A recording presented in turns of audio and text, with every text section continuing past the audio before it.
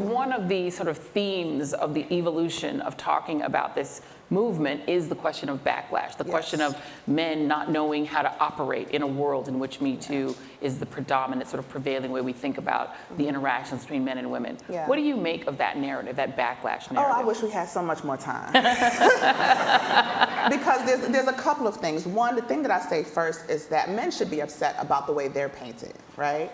Me Too is not a woman's movement. Yes, it was women that came forward and talked about it. Yes, it was about women in Hollywood initially coming forward.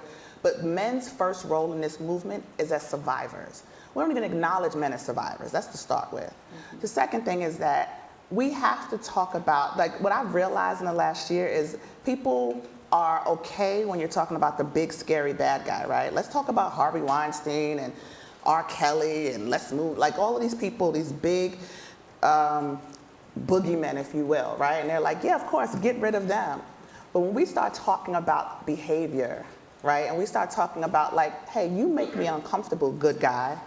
You know, the good guy who's an ally for women, who looks out for everybody, who, you know, who's a stand-up person, but maybe behaves in a way that is not, that is too permissive.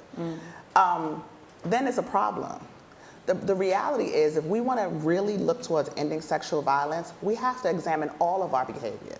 This is across the board, however you identify an agenda spectrum. We have to identify, we have to examine all our behavior. And it's going to be uncomfortable. It's going to be things that we decided were okay that are not okay. Like this whole conversation about times have changed. Times haven't really changed, right? Yes, time moves on, but it was never okay to touch somebody without permission. Right. It was never okay not to have consent. But what Me Too has done is given cover for people to come forward and say, you know what, that thing makes me uncomfortable, or this is not okay.